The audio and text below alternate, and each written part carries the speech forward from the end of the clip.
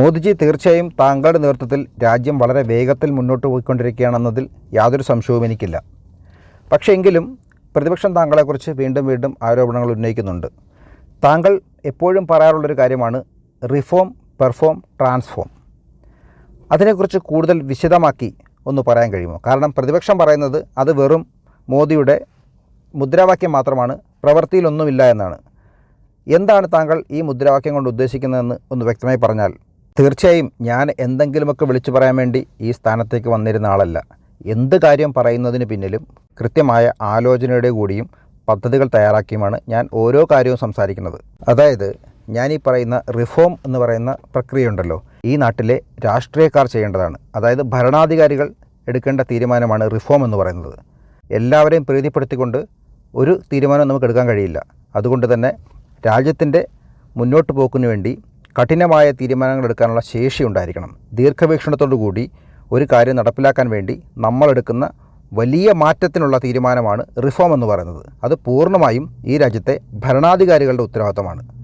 Perform എന്ന് പറയുന്നത് ഈ ഭരണാധികാരികൾ കൊണ്ടുവരുന്ന റിഫോമുകൾ നടപ്പിലാക്കേണ്ട ഉത്തരവാദിത്തം ഈ രാജ്യത്തെ ഉദ്യോഗസ്ഥ വൃന്ദത്തിനാണ്, ബ്യൂറോക്രാറ്റുകൾക്കാണ്. പെർഫോം എന്ന് പറയുന്നത് അവരുടെ ഡ്യൂട്ടിയാണ്. യാതൊരു തരത്തിലുള്ള അഴിമതിയും കാണിക്കാതെ അവരുടെ പരമാവധി ശേഷി ഉപയോഗിച്ചുകൊണ്ട് വളരെ വേഗത്തിൽ അവർ ഓരോ കാര്യങ്ങളും ചെയ്തു തീർക്കുക എന്നുള്ളതാണ് പെർഫോം കൊണ്ട് ഞാൻ ഉദ്ദേശിക്കുന്നത്. അങ്ങനെ ചെയ്യുമ്പോൾ ഈ രാജ്യത്തിനാണ് മാറ്റമുണ്ടാകുന്നത്. അതാണ് ട്രാൻസ്ഫോം എന്ന് പറയുന്നത്. ഈ ട്രാൻസ്ഫോം എന്ന് പറയുന്നത് രാജ്യത്തിനുണ്ടാകേണ്ട മാറ്റമാണ്. അതിന് ജനങ്ങളുടെ കൂടി പിന്തുണ ഉണ്ടെങ്കിൽ മാത്രമേ സാധ്യമാവുകയുള്ളൂ. അതായത് ഒരു ഭരണാധികാരി എത്ര കഠിനമായ തീരുമാനങ്ങൾ രാജ്യത്തിന് വേണ്ടി റിഫോം എന്ന പ്രക്രിയയുടെ ഭാഗമായി എടുത്താലും, ഉദ്യോഗസ്ഥ വൃന്ദം കഠിനാധ്വാനം ചെയ്ത് പെർഫോം എന്ന കാറ്റഗറി പൂർത്തിയാക്കിയാലും ജനങ്ങൾ അതിനോട് സഹകരിക്കാൻ തയ്യാറായില്ലെങ്കിൽ ഈ ട്രാൻസ്ഫോം സംഭവിക്കില്ല. ഉദാഹരണം പറഞ്ഞാൽ ആ സ്വച്ഛ ഭാരത് അഭിയാന് വേണ്ടി ജനങ്ങളുടെ സഹകരണമാണ്. ഇത് മൂന്നും ഉണ്ടായാൽ മാത്രമേ നമ്മുടെ രാജ്യത്തിന് മുന്നോട്ട് പോകാൻ കഴിയുകയുള്ളൂ. ഞാനത് ജനങ്ങൾക്ക് മനസ്സിലാകുന്ന തരത്തിൽ കുറച്ചുകൂടി വിശദമാക്കി പറയാം. നമ്മുടെ രാജ്യത്തെ പൊതുമേഖലാ സ്ഥാപനങ്ങളെ ഇപ്പോൾ ഞാൻ നശിപ്പിക്കുകയാണ് എന്നാണല്ലോ പറയുന്നത്. അതിനെക്കുറിച്ച് തന്നെ നമുക്ക് സംസാരിക്കാം. കഴിഞ്ഞ 60 വർഷത്തിൽ ശരിക്കും ഈ പൊതുമേഖലാ സ്ഥാപനങ്ങളിലെ ഡയറക്ടർ ബോർഡിലും ഒക്കെയുള്ള രാഷ്ട്രീയക്കാർ അവർക്ക് ഹോട്ടൽ ബുക്ക് ചെയ്ത് താമസിക്കാനും ടൂർ നടത്താനും വിമാന ടിക്കറ്റ് ബുക്ക് ചെയ്യാനും ഒക്കെയാണ് പണം ഉപയോഗിച്ചുകൊണ്ടിരുന്നത്. ഒരു രീതിയിലും അവരുടെ ഇൻവോൾവ്മെൻറ്റ് ഈ സ്ഥാപനങ്ങളിലൊന്നും ഉണ്ടായിരുന്നില്ല. അതുകൊണ്ട് തന്നെ ഈ പൊതുമേഖലാ സ്ഥാപനങ്ങളെല്ലാം തന്നെ നഷ്ടത്തിലായിരുന്നു, നശിച്ചു പോയിരുന്നു. 2009 CAG റിപ്പോർട്ട് പ്രകാരം നമ്മുടെ രാജ്യത്തെ 68 പൊതുമേഖലാ സ്ഥാപനങ്ങൾ പൂർണ്ണമായും നഷ്ടത്തിലാക്കി അടച്ചുപൂട്ടലിൻ്റെ വക്കിലെത്തിയിരുന്നു. അതിൻ്റെ കാരണമെന്ന് പറയുന്നത് മിസ്മാനേജ്മെൻറ്റ് മാത്രമാണെന്നാണ് അതിൽ എഴുതി വച്ചിരിക്കുന്നത്. 60 വർഷം കൊണ്ട് 68 കമ്പനികൾ പൂർണ്ണമായി നശിച്ചു പോയിരിക്കുന്നു. ഞാൻ അധികാരത്തിൽ വന്നതിന് ശേഷം ഇതിൽ എങ്ങനെ മാറ്റമുണ്ടാക്കാൻ കഴിയുമെന്ന് ഞാൻ ആലോചിച്ചു. രാജ്യത്തെ പൊതുമേഖലാ സ്ഥാപനങ്ങളെയും പൊതുമേഖലാ ബാങ്കുകളെയും ചർച്ചയ്ക്ക് വിളിച്ചു. ഏറ്റവും ആദ്യം ഞാൻ പറഞ്ഞത് ഒരു തരത്തിലുള്ള രാഷ്ട്രീയ ഇടപെടലും ഉണ്ടാകാൻ അനുവദിക്കാൻ പാടില്ല. അതേസമയം ഗവൺമെൻറ്റിൻ്റെ ഭാഗത്തു നിന്ന് എല്ലാ തരത്തിലുമുള്ള പിന്തുണയും ആശയവും നിർദ്ദേശവും സപ്പോർട്ടും ഈ സ്ഥാപനങ്ങൾക്ക് ലഭിക്കുകയും വേണം. ഞാൻ വരുന്നതിന് മുമ്പ് ഈ പൊതുമേഖലാ സ്ഥാപനങ്ങളിലെ ഡയറക്ടർ ബോർഡിലുള്ള ആളുകളുണ്ടല്ലോ, അവർക്ക് ഗവൺമെൻറ് മൊബൈൽ ഫോൺ കൊടുക്കും, വാഹനങ്ങൾ കൊടുക്കും. അവർ ഒരു മൊബൈൽ വേണ്ടെടുത്ത് 3 മൊബൈൽ വാങ്ങിച്ച് അവരുടെ വീട്ടിലുള്ള ആൾക്ക് കൊടുക്കും. ഒരു കാർ വാങ്ങേണ്ടടുത്ത് 3 കാറുകൾ വാങ്ങി അവരുടെ വീട്ടിലെ ആവശ്യങ്ങൾക്ക് ഉപയോഗിക്കുമായിരുന്നു. അവർക്ക് വേണ്ടത് അവർ ചെയ്ത് കൊള്ളയടിച്ച് ഈ സ്ഥാപനത്തെ പൂർണ്ണമായി നശിപ്പിച്ചിരുന്നു കോൺഗ്രസിൻ്റെ കാലത്ത്. ഞാൻ ജനങ്ങൾക്ക് മനസ്സിലാകുന്നതിന് വേണ്ടി ചെറിയ ചെറിയ കാര്യങ്ങൾ മാത്രമാണ് പറയുന്നത്. ശരിക്കും വലിയ വലിയ കാര്യങ്ങൾ പറയാനുണ്ട്, ഞാൻ അതിനെക്കുറിച്ച് പറയുന്നില്ല. പക്ഷേ പ്രധാനമായും ഞാൻ കമ്പനികളോട് പറഞ്ഞത് ഈ കാര്യമാണ്. ഈ കമ്പനികളിൽ ഷെയർ എടുത്തിട്ടുള്ള ആളുകളുണ്ട്, അവർക്ക് ലാഭം ലഭിക്കേണ്ടതുണ്ട്. അതുകൊണ്ട് തന്നെ നിങ്ങളുടെ പെർഫോമൻസ് നന്നായേ പറ്റൂ, കമ്പനികൾ മുന്നോട്ട് പോയേ പറ്റൂ. അതിനുവേണ്ടി സർക്കാർ എന്തൊക്കെ ചെയ്തു തരണം അത് നിങ്ങൾ പറയൂ, അത് കൃത്യമായി ഞങ്ങൾ ചെയ്തു തരാം. ആ രീതിയിൽ എല്ലാ കാര്യത്തിലും എൻ്റെ മേൽനോട്ടം ഉണ്ടായിരുന്നു. അതിൻ്റെ ഭാഗമായി ഉണ്ടായ വ്യത്യാസം എന്താണെന്ന് ഞാൻ പറയട്ടെ. 2014 വരെ നമ്മുടെ രാജ്യത്തെ പൊതുമേഖലാ സ്ഥാപനങ്ങളുടെ ഗ്രോസ് റവന്യൂ എന്നത് 20 ലക്ഷം കോടി രൂപയായിരുന്നു. അതായത് നമുക്ക് സ്വാതന്ത്ര്യം കിട്ടിയത് മുതൽ 2014 വരെ 20 ലക്ഷം കോടി രൂപയായിരുന്നു നമ്മുടെ രാജ്യത്തെ പൊതുമേഖലാ സ്ഥാപനങ്ങളുടെ ഗ്രോസ് റവന്യൂ എന്നത്. ഇന്ന് 2024 കേന്ദ്ര പൊതുമേഖലാ സ്ഥാപനങ്ങളുടെ ഗ്രോസ് റവന്യൂ എന്ന് പറയുന്നത് 38 ലക്ഷം കോടി രൂപയാണ്.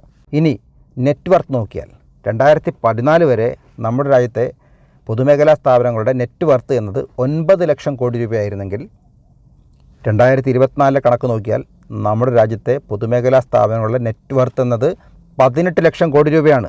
18 ലക്ഷം കോടി രൂപ. അതാണ് ഞാൻ പറഞ്ഞത്, സർക്കാരിൻ്റെ ഇടപെടൽ കാരണം ഒരു സംവിധാനത്തിൽ എത്രത്തോളം മാറ്റമുണ്ടാക്കാൻ കഴിയുമെന്നതിൻ്റെ ഒരു ഉദാഹരണം മാത്രമാണ് ഞാൻ പറഞ്ഞത്. 2009 മുതൽ 2014 വരെ കേന്ദ്ര പൊതുമേഖലാ സ്ഥാപനങ്ങളുടെ ഷെയർ വാല്യൂ ഉണ്ടല്ലോ, ഓഹരി മാർക്കറ്റിലെ വില 6% താഴെയായിരുന്നു. ഇന്നത് ഇരട്ടിയിലധികം വളർച്ചയിലാണ് കാണിക്കുന്നത്.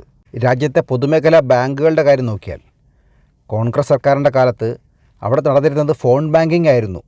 അറിയാമല്ലോ, ഫോൺ ബാങ്കിംഗ് എന്ന് പറഞ്ഞാൽ ഏതെങ്കിലും ആളുകൾ ഫോൺ വിളിച്ച് പറയും അവരുടെ ഇഷ്ടക്കാർക്ക് ലോൺ കൊടുത്തിരുന്ന ഒരു കാലമായിരുന്നു. 2008 രാജ്യത്തെ ബാങ്കുകളെ ഏറ്റവും കൂടുതൽ അത് ബാധിച്ചത്. ലോകത്ത് തന്നെ ഏതെങ്കിലും ഒരു രാജ്യത്തെ ബാങ്കിംഗ് സംവിധാനം തകർന്നു എന്ന് പറഞ്ഞാൽ അതിൻ്റെ അർത്ഥം ആ രാജ്യം തന്നെ തകർന്നു എന്നാണ്. പിന്നീട് ആ രാജ്യത്തേക്ക് ആരും വിദേശ നിക്ഷേപങ്ങൾ അയക്കില്ല, ആ രാജ്യത്ത് ആരും ഇൻവെസ്റ്റ് ചെയ്യില്ല. അതുകൊണ്ട് തന്നെ ബാങ്കിങ്ങിലെ വിശ്വാസ്യത ഏറ്റവും പ്രധാനമാണ്. 2014 ഇതിൻ്റെ ദൂഷ്യഫലം ഞാൻ അനുഭവിച്ചിട്ടുമുണ്ട്. രാജ്യത്തെ 21 പൊതുമേഖലാ ബാങ്കുകളിൽ 11 എണ്ണവും റിസർവ് ബാങ്ക് അങ്ങോട്ട് സഹായം നൽകിയാണ് 11 ബാങ്കുകൾ ഈ രാജ്യത്ത് പ്രവർത്തിച്ചിരുന്നത്. ആ ബാങ്കുകളെ പുനരുദ്ധരിക്കുന്നതിന് വേണ്ടി ഞങ്ങൾ ഒരുപാട് കാര്യങ്ങൾ ചെയ്തു. ബാങ്കുകളുടെ ഏകോപനവും ഒക്കെ അതിൻ്റെ ഒരു ഭാഗമാണ്. സർക്കാരിൻ്റെ പണം കൂടുതലും ഞങ്ങൾ ഇത്തരം പൊതുമേഖലാ ബാങ്കുകളിൽ നിക്ഷേപിച്ച് നശിച്ചുകൊണ്ടിരുന്ന ബാങ്കുകളെ ഞങ്ങൾ പുനരുജ്ജീവിപ്പിച്ചു. ഇന്ന് രാജ്യത്തെ പൊതുമേഖലാ ബാങ്കുകളുടെ ലാഭം എന്ന് പറയുന്നത് 1 ലക്ഷം കോടി രൂപയാണ്. അതായത് ഞാൻ പറയുന്നത് ഈ ബാങ്കുകൾ ഉണ്ടായ കാലം മുതൽ ഇന്ന് വരെയുള്ളതിൽ ഏറ്റവും ഉയർന്ന പ്രോഫിറ്റിലാണ് എൻ്റെ സർക്കാരിൻ്റെ കാലത്ത് ഈ രാജ്യത്തെ ബാങ്കുകൾ ഇപ്പോൾ നിലനിൽക്കുന്നത്. ബാങ്കുകളുടെ കിട്ടാക്കടം വളരെ വ്യാപകമായി കുറഞ്ഞിരിക്കുന്നു.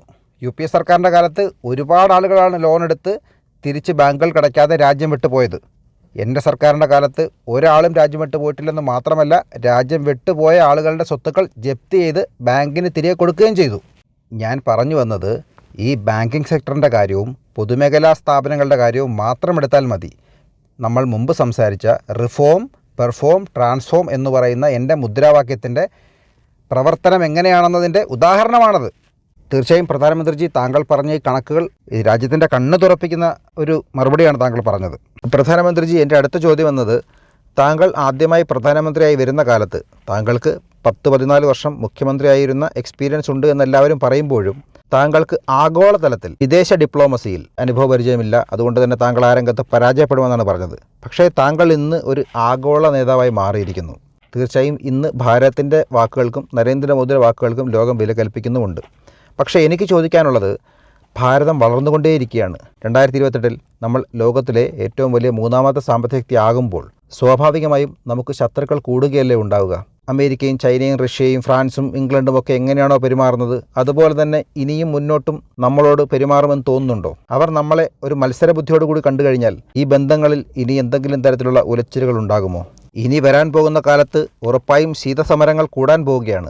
റഷ്യയും അമേരിക്കയും ചൈനയും ഒക്കെ ഓരോ പക്ഷത്തു നിന്നുള്ള മത്സരങ്ങളാണ് വരാൻ പോകുന്നത്. തീർച്ചയായും താങ്കൾ റഷ്യയോട് കൂടുതൽ അടുപ്പം കാണിക്കുന്നതിൽ അമേരിക്കയ്ക്ക് എതിർപ്പുണ്ടാകും. താങ്കൾ മേക്ക് ഇൻ ഇന്ത്യയെക്കുറിച്ച് പറഞ്ഞ് രാജ്യത്ത് വികസനം കൊണ്ടുവരാൻ ശ്രമിക്കുമ്പോൾ ചൈനയോട് ശത്രുതയുണ്ടാവും. ഇനിയുള്ള കാലത്ത് ഭാരതം കൂടുതൽ ശക്തമായി മുന്നോട്ട് പോകുമ്പോൾ നമുക്ക് ഏതെങ്കിലും രാജ്യത്തിൻ്റെ അല്ലെങ്കിൽ ഏതെങ്കിലും ഒരു ചേരിയുടെ പക്ഷം പിടിക്കേണ്ടി വരുമോ? എന്താണ് താങ്കൾ ഇതിനെക്കുറിച്ച് കരുതുന്നത്? എനിക്ക് വിദേശകാര്യരംഗത്ത് എക്സ്പീരിയൻസ് ഇല്ല എന്ന് പറയുന്ന ആളുകളോട് എനിക്ക് ഓർമ്മിപ്പിക്കാനുള്ളൊരു കാര്യം, വാജ്പേയി പ്രധാനമന്ത്രിയായിരുന്ന കാലത്ത് പൊഖ്രാൻ അണുവിസ്ഫോടന പരീക്ഷണവുമായി ബന്ധപ്പെട്ട് ഇന്ത്യയും അമേരിക്കയും തമ്മിൽ ചില പ്രശ്നങ്ങളുണ്ടായിരുന്നു, ചില ഉപരോധങ്ങളുമൊക്കെ. ആ കാലത്തെക്കുറിച്ച് പ്രധാനമന്ത്രി വാജ്പേയിയുടെ വിദേശകാര്യ സെക്രട്ടറി ആയിരുന്ന അദ്ദേഹം ഇപ്പോൾ മരിച്ചുപോയി, ഒരു ശക്തി സിൻഹ ഒരു ബുക്ക് എഴുതിയിട്ടുണ്ട്. അതിൽ നരേന്ദ്രമോദിയുടെ ഇടപെടലിനെക്കുറിച്ച് അദ്ദേഹം എഴുതിയിട്ടുണ്ട്. ഞാൻ ജസ്റ്റ് പറഞ്ഞു എന്നേ ഉള്ളൂ. എനിക്ക് പറയാനുള്ളത്, ഭാരതത്തിൻ്റെ വിദേശകാര്യ ബന്ധത്തിൽ നമ്മൾ തുടർന്നു പോന്നിരുന്ന ഒരു രീതിയുണ്ട്. ആ രാജ്യത്തോട് ഇത്ര അകലം പാലിക്കുക, ഈ രാജ്യത്തെ ഇത്ര അകലത്തിൽ നിർത്തുക, ആ ഒരു രീതിയാണ് നമ്മൾ തുടർന്നു പോയിക്കൊണ്ടിരുന്നത്. അതായത് ഭാരതം ആരുടെയും പക്ഷം പിടിക്കാതെ രണ്ടുപേരും തമ്മിൽ നമുക്ക് യാതൊരു പ്രശ്നവുമില്ല എന്ന് പറഞ്ഞ് നമ്മൾ മുമ്പോട്ട് പോവുക. ഇതായിരുന്നു ഭാരതം കാലങ്ങളായി തുടർന്നു പോന്നിരുന്ന രീതി. ഞാനതിനെ വേറൊരു തലത്തിലേക്ക് മാറ്റുകയാണ് ചെയ്തത്. ആ രാജ്യത്തെ അത്രയും ദൂരത്തിൽ നിർത്തുക എന്നുള്ളതല്ല, ആ രാജ്യത്തെയും കൂടി എത്രയും അടുപ്പിക്കാമോ അതുപോലെ തന്നെ അവർ ശത്രുവായി കാണുന്ന രാജ്യത്തെയും എത്രയും ഭാരതത്തിലേക്ക് അടുപ്പിക്കാമോ. അതായത് മുൻപ് ഭാരതത്തിനുണ്ടായിരുന്ന രീതി എല്ലാ രാജ്യങ്ങളോടും ഒരു അകലം പാലിക്കണം എന്നായിരുന്നെങ്കിൽ, എൻ്റെ രീതി എന്നത് എല്ലാ രാജ്യങ്ങളോടും പരമാവധി അടുപ്പം കാണിച്ച് ഭാരതത്തിന് നേട്ടമുണ്ടാക്കുക എന്നുള്ളതാണ്. ഞാൻ കൊണ്ടുവന്ന ഈ ഒരു തന്ത്രം കാരണം ഏതെങ്കിലും ഒരു രാജ്യം ഭാരതത്തോട് കൂടുതൽ അടുപ്പം കാണിക്കുകയാണെങ്കിൽ ആ രാജ്യത്തിൻ്റെ ശത്രു രാജ്യം കൂടി ചിന്തിക്കാൻ തുടങ്ങി, എൻ്റെ ശത്രുരാജ്യം ഭാരതത്തോട് ഇത്രയും അടുപ്പം കാണിക്കുന്നു, അതുകൊണ്ട് അവരെക്കാൾ കൂടുതൽ അടുപ്പം എനിക്ക് ഭാരതത്തോട് കാണിക്കേണ്ടതുണ്ട്. അങ്ങനെ സങ്കല്പിച്ചുകൊണ്ട് എല്ലാ രാജ്യങ്ങളും ഭാരതത്തോട് കൂടുതൽ അടുപ്പം കാണിക്കാൻ തുടങ്ങി. അതായത് ഭാരതത്തിൻ്റെ സൗഹൃദം എല്ലാ രാജ്യങ്ങളുടെയും ആവശ്യമാണ് എന്ന തലത്തിലേക്ക് രീതികൾ മാറി. എൻ്റെ ഭരണകാലത്ത് ഭാരതം ഒരു കാഴ്ചക്കാരനായി നിൽക്കാൻ ആഗ്രഹിക്കുന്നില്ല. എന്തുകൊണ്ട് സൗത്ത് ഈസ്റ്റ് ഏഷ്യയുടെ തലസ്ഥാനമായി ഭാരതത്തിന് മാറിക്കൂടാ? സൗത്ത് ഈസ്റ്റ് ഏഷ്യയുടെ ഒരു സെൻറ്ററായി നമ്മുടെ കൊൽക്കത്ത അല്ലെങ്കിൽ ഗുവാഹത്തിക്ക് മാറാൻ കഴിയും. ആ രീതിയിലേക്കാണ് എൻ്റെ ചിന്താഗതി പൊയ്ക്കൊണ്ടിരിക്കുന്നത്. അതിനുവേണ്ടിയാണ് ഞാൻ പ്രവർത്തിക്കുന്നത്.